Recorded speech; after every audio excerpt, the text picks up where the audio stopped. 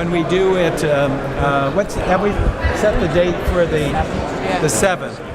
And we'll do it probably. The rollout will be the 7th, the same time, 11 o'clock. So we'll probably, based on this, we'll probably go a half hour longer, maybe from 11 to 12:30. We'll have a much bigger bill, though. Yeah, and also we don't want to start before 11 in the morning like we did today, because we have people from around the country, California. We want. Will you have similar sorts of private competition like Anthony and this one in the surface transportation? Well, we have a definition for public-private partnerships. It'll be the most defined ever in law, which we think would also enhance some of the surface and port, wherever we can do it, projects. So we're encouraging that. If you ever see anything like it, it's a little different, a little, a couple of little glitches. Could you hear the question? You're pretty confident that this is going to pass in the next. Well, I said within 3 years this proposal will pass, one way or the other. I'm hoping to pass this out of committee, and then we can pass it out of committee. It's also, we're inviting everybody to participate in it. I don't know how you could be any more open in the process. Well, and what about the Democrats? I mean, Mr. Ray already put out a pretty. Well, he hadn't even seen what we're doing, so I think it was a premature. But we want to work with them, and if they have better ideas or improvement. And I've been talking to some Democrats, especially in the Northeast Corridor, and I said, just take a look at it and talk to some of the folks that we've talked to. These success stories around the country, around the world. I think they need to.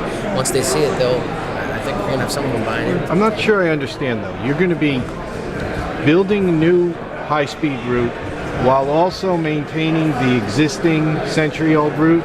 Yeah, how else would you do it? Well, I don't know, because you don't have the money now to build the new tunnels in Baltimore and New York that you need. We're doing is trying to attract private capital into this, but they're not going to put private capital unless they get a share of the operational opportunity. So that's where the revenue stream is. But if you keep it stuck in neutral, we have the same people riding in the Northeast Corridor in '77 that we had in 2010, basically.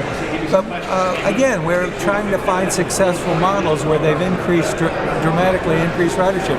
And Amtrak will tell you, oh, this is a crowded, congested corridor that we can't, it's difficult, it's going to take 30 years, $117 billion. Well, what do they think London is? What do they think Paris is? What do they think Brussels is? What do they think Madrid is? What do they think Tokyo is? So the president said he wants Asia models and Europe or to operate like that. Well, let's try it. What the hell do you have to lose in at least looking at what the private sector on a competitive basis can offer? And then for employments, the unions, we've guaranteed every position, wage, everything that the benefit they've got, they have that opportunity.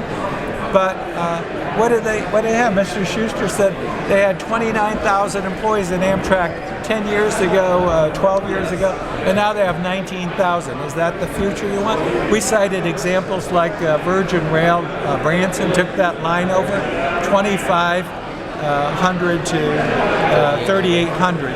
I've sat in sessions where union folks are fighting with Amtrak to get salary and wages, and like dogs fighting the government, where the private sector, which all the freight rail is, they're getting better benefits, better wages, less hassles with the private sector. Now, so how is that going to work?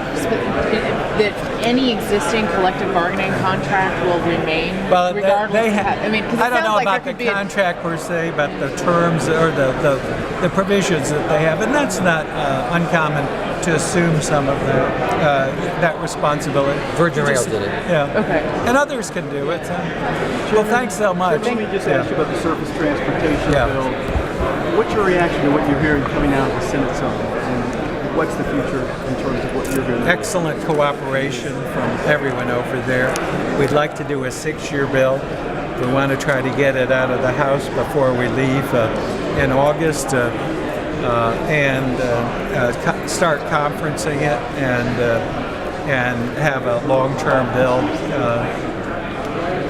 before this current 8th extension expires September 30th. Thank you, Mr. Chairman. Thank you. Sorry, I gotta go, Kitty. Hey, Hi. a couple quick questions.